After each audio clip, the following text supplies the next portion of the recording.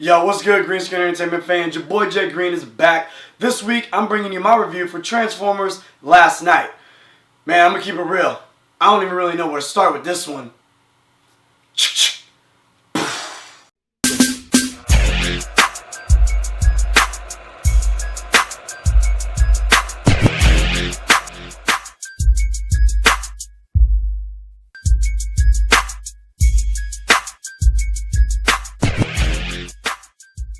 Now before I really go in, I'm gonna let y'all out there know I'm about to spoil the shit out of this movie. Alright y'all, so before I can properly break down Transformers Last Night, I gotta give a little back history right quick to Transformers 3 and 4. Now in Transformers 3, there is a legit battle scene in Chicago where they basically blow up all of Chicago. In Transformers 4, they basically blow up all of Japan in the end of that movie. And in the end of that movie, that's when Optimus Prime is like, look, I'm gonna take the fight to my maker. I'm gonna go back to Cybertron and find out what the fuck is the deal. So he blasts off into space and he's headed over to Cybertron. I'm getting kind of pumped up, even though I didn't like Transformers 4. I'm pumped up to see what we're gonna get, because finally, maybe we'll get a movie full of Transformers. Now we cut to the first few Last Night trailers. We see Optimus Prime floating through space. He ends up on Cybertron. He's talking to his maker. His maker says, yo, you trying to redeem yourself? He says, of course I'm trying to redeem myself, dog. What else you think?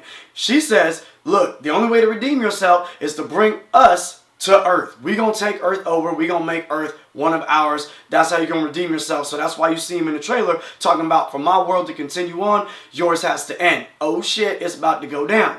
Now, one of the major selling points for this movie is the fact that supposedly the Transformers have been around since the Dark Ages. Now, we're going to cut up into the movie where I might spoil some shit for you guys.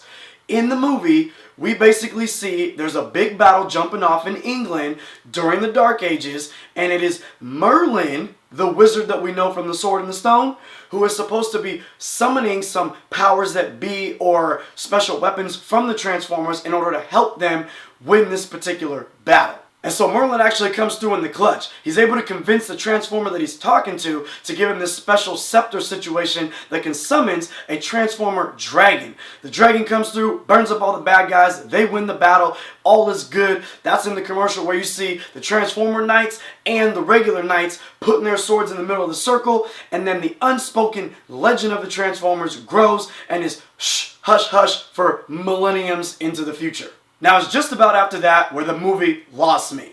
The movie picks up after that in Chicago. Now remember, Chicago was blowed up in the third movie, but that's years prior to this movie, and it's still fucked up. There's still fires going, stadiums all busted up. That's where you see those kids in the trailer going into the stadium. They're looking for a Transformer. Now here's the thing. Number one, this whole area is quarantined. It's closed off. They got the military that has been set up, a military division that's been set up to fight against all Transformers, not just the bad ones, but the good ones as well. How do these kids get in there? Please tell me that. There's barbed wire everywhere. Ain't no schools around, and they got backpacks on like they're coming from school. So already this makes no sense. Now they get up in there, they find a Transformer. It's one of the quote-unquote last nights. As they're running away from this Ed 209 lookalike character that's supposed to keep people out of this area or seek and destroy Transformers that are still living, they end up getting away by the skin of their teeth because Cade Yeager, Mark Wahlberg's character, comes out to help them. Now, as he helps them out this fence, he goes back and he's looking at this Last Night Transformer. His job, basically, I guess now, aside from being an inventor, is to kind of roam around and seek out Transformers and bring them back to a special location for refuge so they don't get killed. This Last Night ends up giving him this special little medallion situation that's going to come in handy in the end of the film. Next up, we got the discount Megan Fox. Now this chick is played by Lauren Haddock, and she's playing a character named Vivian. Vivian is a professor in history and knows all types of shit about the old school tellings and legend, if you will, of the Transformers. But even though she's researched and studied for years, she don't believe none of this. And while she doesn't believe any of this, she happens to be the one person, the one female on the planet that has direct lineage to Merlin. They literally pull a book out, flip the page, and there's a picture of her family lineage in this book with her directly related to Merlin. What the fuck? Come on, man. Now I can let happenstance slide or coincidence slide in some films because those films still respect the audience member and give us some information and some detail and at least try to create a fluid story and cohesive story around said happenstance or coincidence. But with Kate Yeager being able to find that random medallion in this area only because he was in this area at the particular time to save these kids, and then her randomly being related to Merlin, the one wizard back in the day, and being in the area and happening to go into the study of history, learning about the Transformers enough to be around and find out that she has direct lineage to Merlin to hold this damn staff. Man, this is some bullshit! Now let me step back for a second and talk about casting decisions and character necessity. Anthony Hopkins is in this movie, and he's a phenomenal actor. But in this movie, and he is really trying, he doesn't do shit. His character is basically there for exposition the entire time. I would rather have a film that can actually develop a story and a creative way of telling the audience what's up or allowing us to figure things out without straight characters only there for the fact of exposition. And why would you cast someone as phenomenal as Anthony Hopkins to do just that? Also, John Turturro is in this movie as well, and his character is doing the same thing. He is mainly there for exposition. Now, if you've seen John Turturro in the other films, he actually had a purpose and a reason for being there.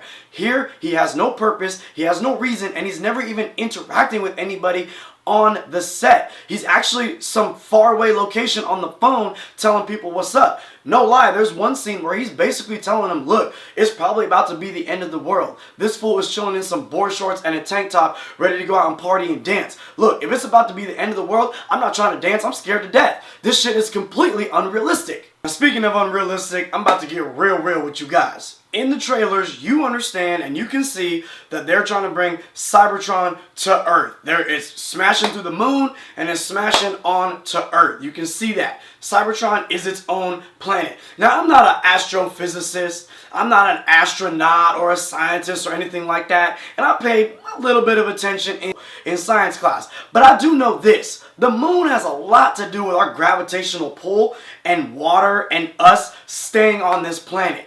If that moon jacks up or moves out of alignment too far, we're fucked.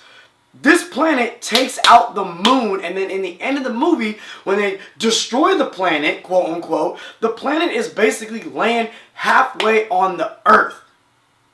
Really? Really, dude? What did we win? If that planet is destroyed the moon, we're done already.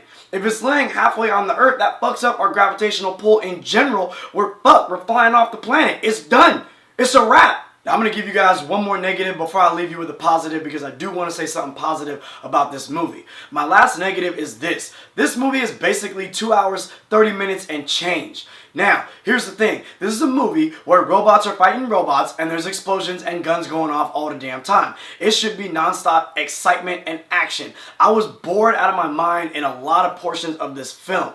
Not just because the jokes were not hitting with me, but because some of the action scenes were rather dull and they didn't hold any weight. Now, the time that I mentioned goes into the fact that, like, even if this movie is silly and outlandish, you could say, well, Jay Green, maybe it's not really geared towards your age demographic anymore. Maybe it's geared towards kids. I saw children bored out of their minds in the theater. One kid was sitting right next to me, was like, psh, in a number of scenes. So, you're making a 2 hour, 30-something minute movie, and we know kids got short attention spans. Shit, I got a short attention span. So, Michael Bay, shorten your shit from here on out. The one positive I will say is this. Michael Bay. Even though it is because of Michael Bay that we get some of the ridiculous Transformers films that we've been getting, it is also Michael Bay that gives us some of the amazing action that we see in Transformers films and all of his films alike. We know that this man can put action on the screen. If he gets a good script with good writing and then his action, he's got it made in the shade. Also, real quick while I still have you here, I don't know if you guys remember this, but there is a legit movie coming out in mid-July that your boy is super duper excited to see, and that's this movie right here. I'm going to break down the recent rebooted movies, and I'm going to take you all the way back to the old school Charlton Heston Planet of the Apes films, which I am also a fan of. So keep eyes and ears open for that. I'm going to be dropping that maybe within the next week or two. holla at your boy. Other than that, as I said before, I hope you enjoyed this review. I hope I kind of gave you enough knowledge to not go and see this Transformers movie and expect more out of Michael Bay into the future. Do me a favor while I have you here. Like, subscribe. Your boy, he's out.